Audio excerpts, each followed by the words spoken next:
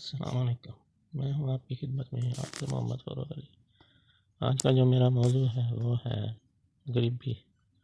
آدمی غریبی کی حالت میں بڑا ہی تنگ دست ہو جاتا ہے اور وہ چاہتا ہے کہ اسے کوئی نہ کوئی ایسا وظیفہ یا طریقہ مل جائے جس سے اس کی غریبی دور ہو جائے اور وہ اپنے بال بچوں کا گزارا کر سکے۔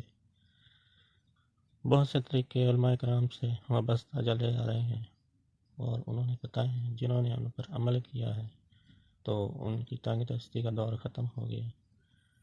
آج ہم نے کیا یہ ہے کہ کوئی اس پہ عمل نہیں کر رہا، اس لیے ہر کوئی تنگ دست ہے۔ میں آپ کو بزرگوں کے مشرف اور بہتر سے بہتر وظائف بتاؤں گا انشاءاللہ۔ اس چینل میں بتائے بھی ہوئے ہیں، یہ آپ کریں انشاءاللہ، آپ کو آپ کی امید سے زیادہ فائدہ حاصل ہوگا۔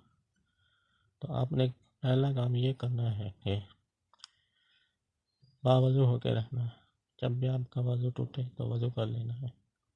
آپ صلی اللہ علیہ وسلم کی خدمت میں ایک صحابی آئے اور انہوں نے کہا، اے محمد صلی اللہ علیہ وسلم، دنیا مجھ سے پیٹ پھیر چکی ہے۔ آپ صلی اللہ علیہ وسلم نے فرمایا کہ باوضو رہو، جب بھی تمہارا وضو ختم ہو تو وضو کر لیا کرو۔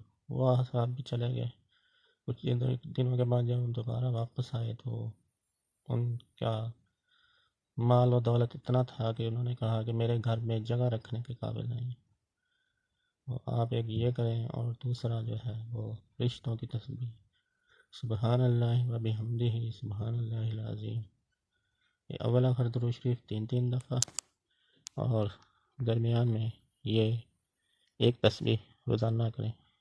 انشاءاللہ اس سے آپ کو آپ کی امید سے فائدہ حاصل ہوگا، کیونکہ یہ ملائکہ کی تسبیح ہے اور مختلف بزرگان دین نے ہر کسی کو یہ بتائی۔ اور دوسرا یہ باوضو ہو کے رہیں، انشاءاللہ آپ کو کسی اور عمل کی ضرورت نہیں ہوگی، لیکن آپ کامیاب تبھی ہوں گے جب آپ اس پہ عمل کریں گے۔ اس کے علاوہ ایک اور عمل ہے کہ اللہم اکفنی بحلالک عن حرامک واغننی بفضلک عمن سواک، یہ بھی غربت کو دور کرنے کے لیے مجرب ہے۔ یہ آپ کریں انشاءاللہ، اس سے بھی آپ کو آپ کی امید سے فائدہ زیادہ حاصل ہوگا۔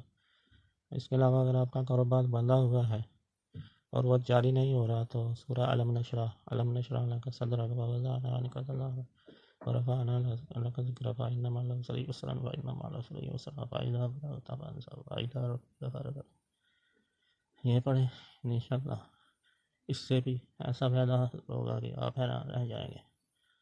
آپ کا باندھا ہوا کاروبار چلنا شروع ہو جائے گا اور آپ دن دگنی رات چوگنی ترقی ہوگی۔ یہ آپ کریں اور مجھ کو اپنی دعا میں ہمیشہ یاد رکھیں۔ آپ کی دعاؤں کا طلبگار ہوں۔